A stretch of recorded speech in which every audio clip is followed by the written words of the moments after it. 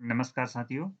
आज के इस वीडियो में हम बात कर रहे हैं उत्तराखंड के एम्प्लॉई आईएफएमएस के थ्रू अपनी लीव को कैसे अप्लाई कर सकते हैं। लीव को अप्लाई करने के लिए सर्वप्रथम आईएफएमएस पोर्टल पर आपको लॉगिन करना होगा।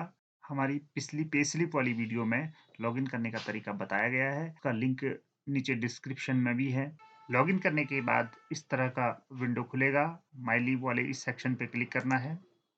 अप्लाई लीव पे क्लिक करना है। अप्लाई लीव पे क्लिक करने पर इस तरीके से विंडो खुलेगी। जिस एम्प्लॉय कोड से हमने लॉगिन किया है वो एम्प्लॉय कोड यहाँ पर स्वतः ही आ जाएगा और यहाँ पर एम्प्लॉय का नाम भी खुद ही आ जाएगा। बैच आईडी सेल्फ क्रिएट होती है, इस पे हमें कुछ नहीं करना है।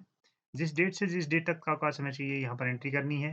यहाँ पर क्लिक करते ही ये पैनल खुलेगा जिसमें से हम डेट सेलेक्ट कर सकते हैं। 19 नवंबर से 27 नवंबर तक की डेट हमने यहाँ पर सेलेक्ट कर ली और यहाँ पर हम लीव का पर्पस डालेंगे। इसमें लीव के पर्पस मेंशन किए गए हैं। Personal leave, medical leave, study leave, joining seminar, workshop, sports activity, take care of family, paternity leave है, चाइल्ड केयर लीव है, मैटरनिटी लीव है, एलटीसी की लीव है, इंजरी और इलनेस वाली लीव है, टेम्परेरी डिसेबिलिटी वाली लीव है, अदर रीजन, इंस्पेक्शन वाली लीव है, ऑफिशियल टूर का रीजन है। तो इतने रीजन से अतिरिक्त कोई अगर रीजन है तो उसके लिए हम अदर रीजन करेंगे, अदरवाइज इसमें से ही कोई एक रीजन हम सेलेक्ट करेंगे। जैसे मेरा इससे अलग है तो मैंने इसको अदर रीजन सेलेक्ट किया। अदर पे हम अपना जो एक्चुअल रीजन है वो डाल देंगे। इस तरीके से हमने ये डाल दिया। इसके बाद लीव डिटेल की एंट्री करनी है। एक्चुअली जो 19 नवंबर से 27 नवंबर तक मेरे द्वारा अवकाश लिया जाना है उसका डिटेल कुछ इस तरीके से है। 19 नवंबर को राजकीय अवकाश है रविवार का। 20, 21 और 22 को मैंने आकस्मिक अवकाश लेना है। 23 को राजकीय अवकाश है फिर से। 24 को फिर से राजकीय अवकाश है। 25 को एक आकस्मिक अवकाश और लेना है और 26 और 27 को फिर से राजकीय अवकाश है। टोटल 9 दिनों के अवकाश में मुझे 4 दिनों का आकस्मिक अवकाश लेना है।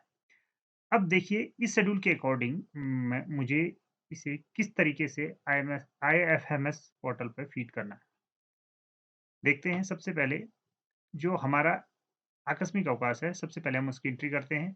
20 से 22 तक एक सीरीज का आकस्मिक अवकाश ये है और 25 को एक अलग आकस्मिक अवकाश है। तो सबसे पहले मैं एंट्री करता हूँ आकस्मिक अवकाश की। जो एक्चुअल आकस्मिक अवकाश है 20 से 22 तक। कैजुअल लीव पे मैं इसमें एंट्री करूँगा और 20 से 22 तक मैंने इसमें एंट्री कर दी। एक तो ये हो गया। इसके बाद लीव डिटेल में मुझे एक रो और ऐड करनी है क्योंकि फिर एक बार से मुझे का 25 का एक आकस्मिक अवकाश और लेना है इसके लिए। तो मुझे रो ऐड करनी है। कैजुअल लीव ही है टाइप। यहाँ पर मैं 25 का एक कैजुअल लीव और ले रहा हूँ। 25 टू 25 हो गया।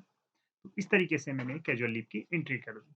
अब इसके बाद जो शेष अवकाश हैं, कैजुअल लीव के अतिरिक्त जो राजकीय अवकाश हैं, उनकी एंट्री करने के लिए मुझे यहाँ पर डिटेल फिल करना है। इसमें 3 चीज़ें आती हैं, प्रीफिक्स, सुफिक्स और इंटरवेनिंग हॉलिडे। अगर मैं अपनी टेबल देखता हूँ तो ये वाला जो अवकाश है 19 तारीख का, ये प्रीफिक्स। ये 2 अवकाश जो हैं ये इंटरवेनिंग अवकाश हैं और ये जो 2 अवकाश हैं ये सुफिक्स हैं।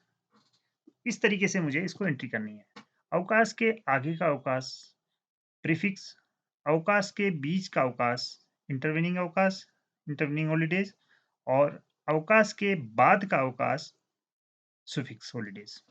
इस तरीके से मुझे एंट्री करनी है। सबसे पहले प्रीफिक्स की एंट्री करूंगा मैं। प्रीफिक्स 19 नवंबर का है, एंट्री करेंगे। प्रीफिक्स फर्स्ट, प्रीफिक्स 19 तारीख का, 19 नवंबर का संडे है, ये एंट्री कर दी। यहाँ पर से प्रीफिक्स सुफिक्स के लिए रो ऐड करेंगे यहाँ पर। तो 19 तारीख के बाद मैं अपना शेड्यूल अगर देखूँ तो 19 तारीख के बाद मुझे राजकीय अवकाश है 23 और 24 तारीख का। तो 23 और 24 तारीख की एंट्री इसमें करनी है मुझे। तो मैं 23 तारीख की एंट्री कर रहा हूँ। क्योंकि अवकाश के बीच में है इसलिए यह इंटरवेनिंग हॉलीडे है, तो इसलिए 23 और 24 को मैं इसमें एंट्री कर रहा हूँ। 23 एंट्री हो गया, इंटरवेनिंग हॉलीडे। फिर मुझे फिर से रो ऐड करनी है, ये भी इंटरवेनिंग है।